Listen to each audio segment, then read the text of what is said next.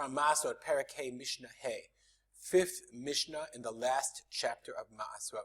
So we're going to talk about somebody who buys a field or vegetables or produce, not vegetables, field or produce in Suria. What are the Maasrot ramifications of Suria for the purposes of Terumot and Maasrot?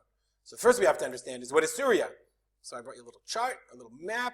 So this is the area David HaMelech conquered, okay, under direct control. And then also he conquered other areas, Aram Tzova, Aram Naharaim, really all the way up to Mesopotamia, all the way up to the Euphrates River was under his control. Okay? Dominions and vassal states under the economic control, but not part of the kingdom proper. Okay, and Chazal criticized David. They said, our Suria, we've learned this before actually, we learned this in Demai, Perek Vav Mishnah Yud Aleph, you can look it up. Okay? In Suria is him Artzot Shekavash David. David HaMelech conquered Suria, like Damasek, V'aram Naharaim, V'aram Tzova, those three areas. Okay? U'b'miktzat dvarim asum ke'eretz Yisrael, u'b'miktzat ta'am lo. So in some ways they were like Eretz Yisrael, in some ways they were not. The reason they weren't all to completely like Eretz Yisrael, because David HaMelech conquered it, is because Chazal criticized him because they said he conquered Suria before he conquered all of Eretz Yisrael. So therefore it did not have total Kedushat Ha'aretz. It didn't have Kedushat Ha'aretz. Okay? So for that reason we have to know in which ways is Suria like Eretz Yisrael, in which ways it's not. So the Amish is going to tell us this, but it's worthwhile to see it in a chart form. The halacha says if I buy a field in Suria, if a Jew buys a field in Suria, then it's kekoneh be'eretz Yisrael. It's like you bought a field in Eretz Yisrael, and you're chayav in Terumot and Maasrot. It's like it's a Jewish field. You have to take off Terumot and Maasrot. But halokech perot min hagoy b'Suria. If I buy fruits from the goy, whether they're mechubar, I should add in, whether it's talush, whether they've already been picked, or are they still connected to the ground. Since I'm buying fruits, then I'm patur min ha'maaser. And obviously, what our Mishnah is going to do, what all Mishnah will do, it wants to know where are the boundaries. Where's the border between the field and the fruits? Because if I can buy fruits that are mechubar and it's patur min ha'maaser, what's the line? So the answer is obviously going to be in our Mishnah. Halakech sadeh yarak b'Suria. If I buy a field of vegetation in Suria, so I'm buying a cornfield and the corn is already growing. Im ad shelo ba le'onat ha'masrot. If it didn't come, the field has not yet reached onat ha'masrot. The corn is growing, but the corn is not sufficiently grown. So let's say we said ad sheyavi shlish, so the corn is not yet a third grown. So then I'm buying not produce, I'm buying field. And therefore, chayab. Because when the fruits become onat ha'masrot, remember, since I bought the field, it's kekoneh be'eretz Yisrael, and therefore the fruits are chayab in Terumot and Maasrot.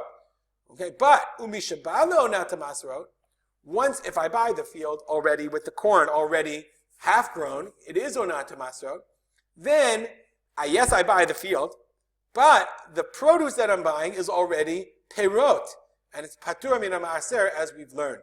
Veloket kedarko veholech. Okay, and I can pick on my way and go, meaning I pick as I normally would. Okay, let's see if the Bartenura what he adds. If I bought it until before it came to onat ha'masrot, then I'm chayav. Ho'il, since ubesha'a sheba'im li'idei chiyuv b'shutei she'yisraelhim. When they become shlish, when it reaches a third, they're already in the possession of a Jew. But if they already reach onat ha'masrot, patur. Why? This is what we mentioned before. For this matter, in relation to this matter, Chazal made Suria kibush yachid, personal conquest of David HaMelech, v'lav shmei kibush. That's not considered conquering, and therefore it didn't have kedushat ha'aretz, v'loket kedarko, and I'm allowed to pick as I go along. I pick normally, upatur min la'aser af mishanosaf pirshuto, and I can collect it, I can gather and whatever, and I don't have to take off Terumot and Maasrot. He adds, this is the next thing the Bartenura is going to add because of the next opinion. Avapolim lo yiskor, but I shouldn't hire workers to pick in my field. Why? Because then they're going to come, I'm going to hire my workers and say, hey, Moshe and David, go pick in my field. And they'll say, okay, we'll take off Terumot. No, you don't have to. Why don't you have to? I know I don't have to because I bought the field before it was Higia Lishlish, and therefore I bought it after Higia Lishlish, and therefore it's Patur. Okay, but what's going to happen? Then they're going to think, what's going to happen, the Chazal said, but if I let my workers come, they're not going to know whether I bought it before Higia Shalish or after Higia Shalish, before it was Chayav and Maaser or afterwards. So the next time they're going to say, you don't have to take off Terumot and Maasrot. So therefore, the Tanakama says, Tanna Kama says, Loked kedarko v'holech, you can pick as much as you want. But, according to the Bartanura at least, but the Tanna Kama argues on Rabbi Yehuda, we're going to see, and says, you can't hire workers to pick for you. Rabbi Yehuda says, Af yiskor po'ali v'yilaket. You can even hire workers and they can gather. We're not worried that they're going to say, oh, you don't have to take Terumot and Maasrot in Suria, because they'll understand that you must have bought the field before the produce was grown. Let's continue in the Mishnah. Amar Rav Shimon ben Gamliel. Said Rav Shimon ben Gamliel, when is it true that if you bought the produce before it came to Onat Maasrot, i.e., you bought the whole field and the corn is growing, but it's not a shlish. And remember, since it's not a shlish, it's not Onat Maasrot, so therefore it's as if you bought the whole field together. And once it became Onat Maasrot, you're chayab. So, that if you bought the produce and the field before Onat Maasrot, you're chayab. Is mancha kana karka. That's only if you also bought the land together with the field. But if you didn't buy land at all, okay, even if you bought the produce before Onat Maasrot, you're not chayab. Why? Because you didn't buy any land at all. So since you didn't buy any land at all, it's like you bought peyrot from the goy, and therefore you're patur min ma'aser. So the rule is, halakech sadeh, if you bought a field in Suria, then it's like you bought it in Eretz Yisrael. So then, according to Rabbi Shimon Gamliel, the only time that you'd ever be chayav in Terumot and Maasrot on Suria is if you bought the field, okay, and then you grew it, or you bought the field and it wasn't a shlish. But if you didn't buy the field at all, if you only bought the produce, even if it was already attached to the ground and it wasn't higia shlish, you're not chayav. Rabbi Omer, af lefi cheshbon. Rabbi says, af lefi cheshbon, even according to cheshbon, the calculation of your obligation. What in the world is Rabbi saying? Rabbi Omer af lefi cheshbon, says the Bartanura, amilte de Tanna Kama kai. He is commenting on what the Tanna Kama says.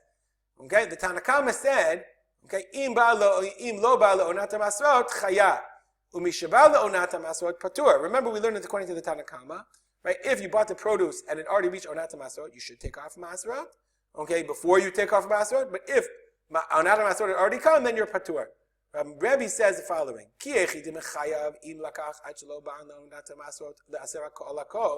just like, remember we said, according to the Tanna Kama, if you bought the produce if you bought the field, and the produce had already grown a shlish, then you're patur.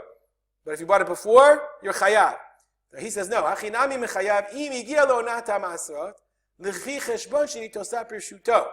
So therefore, remember we said, let's say it grew a half already.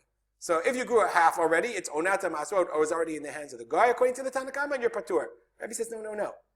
Half you're patur, but half of it is growing in your possession as a Jew. So therefore, you have to give Maasrot on the other half. Kagon. If it grew a third in the hands of the Nachri, you have to add the other 2/3 that were added in your possession as a Jew. And you're not patur legamre. Rabbi Shimon Gamliel, Halacha is not like Rabbi, it's like Rabbi Shimon ben Gamliel. There's a long Mishnah. We'll stop here. If you have any comments or questions, as always, feel free to contact me at rspolter@gmail.com. We'll dedicate the learning of this Mishnah to the memory of my father, Rav Simcha ben Yitzchak Kalman. Have a good day.